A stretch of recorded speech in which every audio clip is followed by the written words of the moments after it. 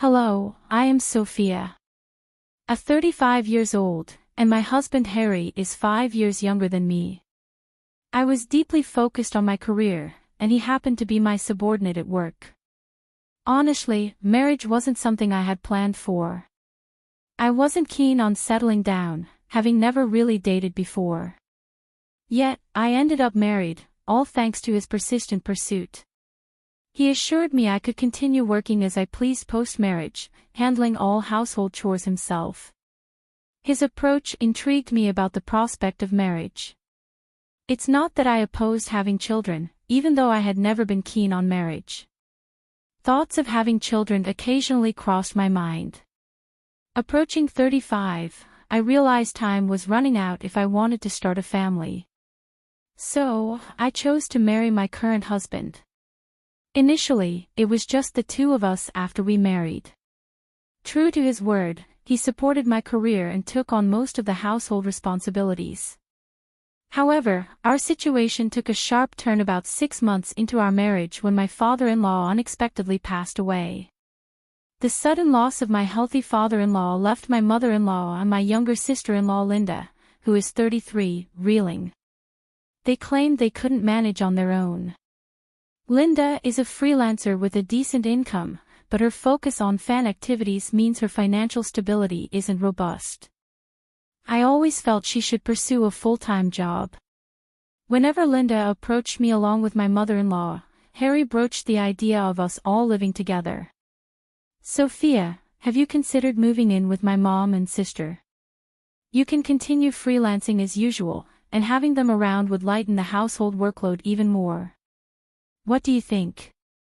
"Harry, I'm okay with keeping up my work, but I'm not sure about taking on more household chores if your mom moves in. Shouldn't she be handling most of the household tasks?" "Fair point. I'll talk to my mom and sister about it. Please think about living together. I'll wait until I hear a clear response from your mother and Linda.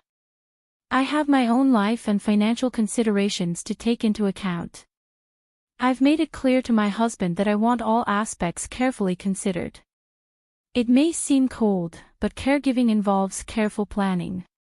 Ultimately, my husband assured me that his family would manage all household chores.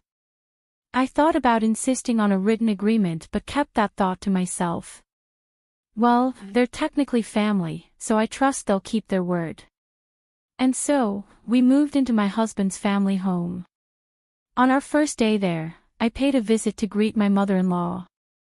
"I'm looking forward to living together," as Harry may have mentioned. "I'll continue with my work as usual, so I hope you and Linda can manage the household chores." In response, my mother-in-law didn't even glance at me before remarking, "Why did Harry marry someone like her? She works, so all the household chores will fall on me. Is that acceptable for a wife? Normally, a wife would handle both work and household duties, wouldn't she?" Her expectation that she would do it all was simply unbelievable.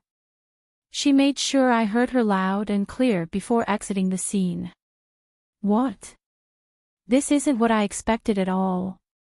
My mother-in-law's words left me feeling uneasy about our future life together. As we discreetly sorted through our belongings, Catherine suddenly appeared at the doorway and remarked, "I ended up with a less than adorable sister-in-law." Poor Harry. With that, she swiftly departed.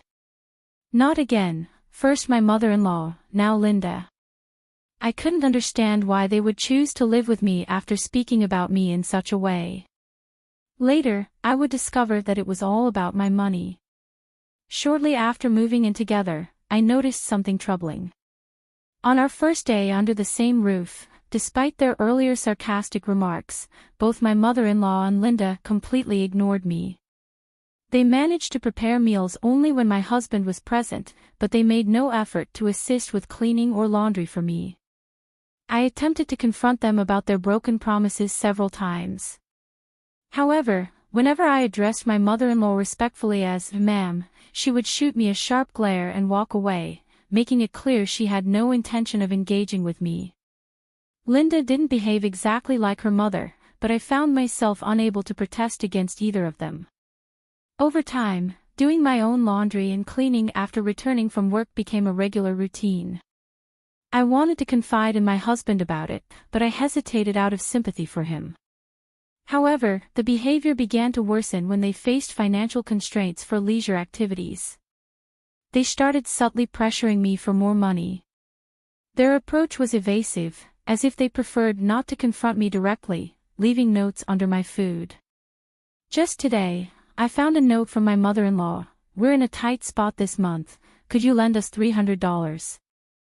I considered discussing it with my husband, but he seemed strapped for cash due to social obligations and drinking habits, requesting, "Could we cut down on expenses this month?" Back when he was my subordinate, I always made sure he didn't overspend on unnecessary parties. However, after changing departments post-marriage, he found it difficult to decline invitations, and these expenses began to accumulate. I found it difficult to bring up the financial demands with him, so reluctantly, I gave in to their requests, treating it as a loan. This pattern persisted for 2 years.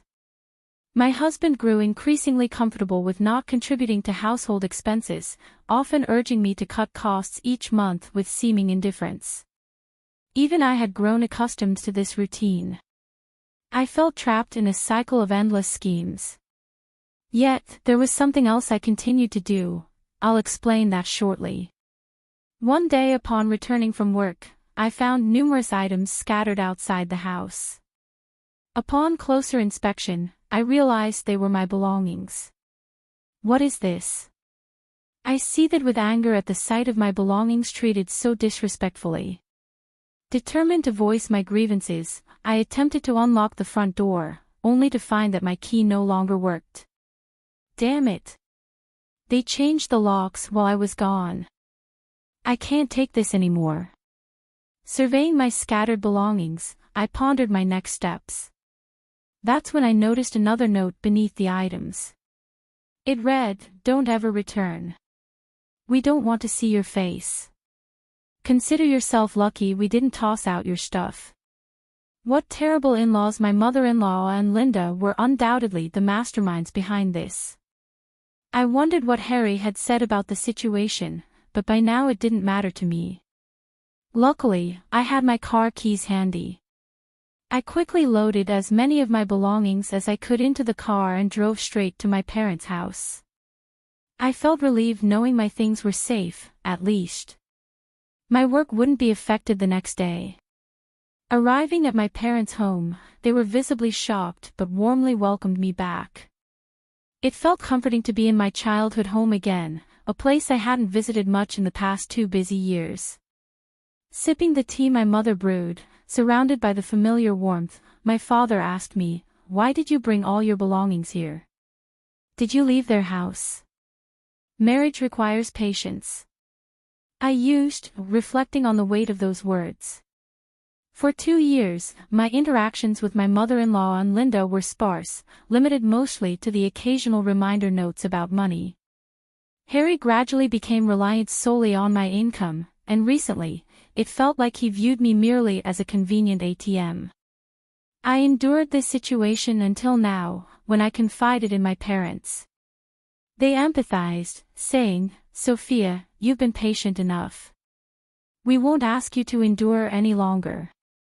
Now that they've driven you away, there's no reason to go back, right? Perhaps you should consider sending Harry a divorce notice." That's true. He seemed like a decent young man when you married him, but money has a way of changing people. It's a shame. Both my father and mother showed genuine sympathy for me, a kindness I hadn't experienced in the past 2 years. Tears unexpectedly welled up in my eyes. "Has it been that tough for you?" my father asked, his expression filled with concern. "No, it's just that I haven't felt this level of sympathy in a long time." "It's comforting," I replied. "Like you said, Dad, I'll send Harry the divorce papers. But I want to observe the situation for a while. I have a feeling something interesting might unfold soon." Indeed, I sensed that some action would unfold soon. Surprisingly, that moment arrived about 3 months later.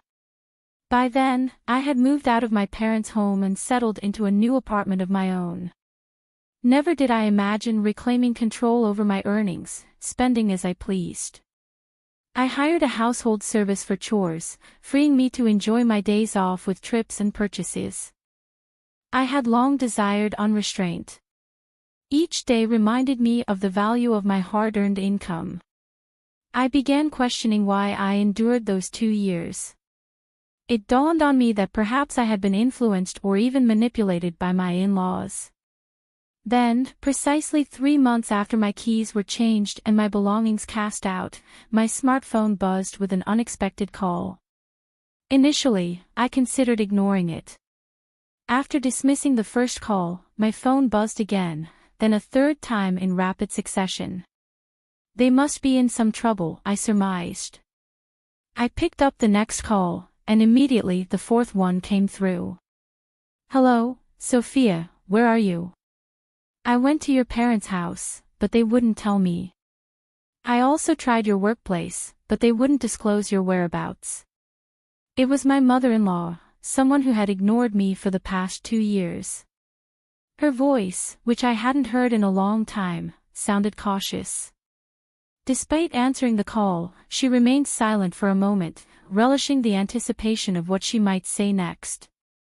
"Hello, family, are you there? Come back soon and restore our lives. We can't even afford to go out and enjoy ourselves. What are we supposed to do now?" I had thought that living without spending money on leisure would suffice, but evidently, that wasn't the case. Our phone and electricity are on the verge of being cut off. We're at our wits' end. Please come back immediately. Does she not realize she's only thinking of herself? Shouldn't she begin with an apology for throwing me out? Until she grasped that, I had no intention of responding. "Sophia, you're not saying anything. Are you listening at all? Doesn't it bother you to hear that we're in such dire straits?" Realizing she wasn't going to offer an apology, I decided to end the call and pressed the button to hang up. She seems to have no concept of remorse. The next day my phone rang again. "Hello, Sophia, why did you ignore Mom's call yesterday? Even though we're in trouble, you didn't make any effort to help. She couldn't tell if you were even listening. Ignoring calls like that isn't very mature, huh?" This time it was Linda calling. Honestly, calls from Linda have always been the most bothersome, and she had the nerve to lecture me about not ignoring calls. They've ignored me for 2 years, and suddenly I'm the one in the wrong. I couldn't believe her audacity. I planned to endure the call a bit longer, but without an apology, I had no intention of responding. I heard from Mom that we're facing financial troubles at home. Our phone and electricity might get cut off soon. Without AC in this heat, we could suffer from heatstroke. Can you live with that? If our phone goes dead, how will we reach you? So please come back soon and help us pay the overdue bills. Her selfish demands made it easy for me to keep ignoring her. Hey, are you listening? You haven't said a word. Oh, are you still upset about what happened 3 months ago? That was obviously just a joke. You're overreacting. As an adult, you should know the difference between a joke and a serious matter. Stop being stubborn and come back home. They threw out my belongings like trash and changed the locks so I couldn't get in. That's a clear message for me not to return, even if they claim it was all a joke or prank. Now I find it hard to believe, since Linda doesn't seem interested in apologizing either. I decided to end the call. It would be a waste of time to listen to her any longer. The next day, I finally received a call from my husband. "Hello, Sophia. I'm sorry. My mother, my sister, and we all realize we've done terrible things. Can you come back? Our household is falling apart, we're out of money, everyone's on edge, and tensions are high. We sincerely apologize and want you back, please." My husband seemed to feel the need to apologize, at least, but it's too late now. Why did you ignore me for 3 months? How could you do that as a husband? I looked into things, and guess what I found out? You've been cheating, haven't you? That's what the detective agency told me. Thanks for treating me like an ATM for 2 years. I'll be sending divorce papers. Please handle it accordingly. Maybe my husband thought he wouldn't get caught. What a fool. Yet, he still had the nerve to say, I want you to come back. I'll consider it if you reimburse me for all the living expenses for the three of us over the past 2 years and repay the money I lent you. Maybe you can manage that. That's about $20,000, I said mockingly. I knew he couldn't pay, but I said it anyway. After that, my husband fell silent and abruptly ended the call. Perhaps he finally realized my decision was firm. What happened next? When I sent the divorce papers and a bill for emotional distress to my husband, he returned to sign the divorce papers promptly. Now all I need to do is file them at the city office, and the divorce will be finalized. Regarding the compensation, he transferred the money right away. In fact, I included a note with the bill threatening to expose him to his company if he didn't pay promptly. Fearful of this, my husband likely sought a loan to cover the compensation. I heard from sources that their family home is now on the market.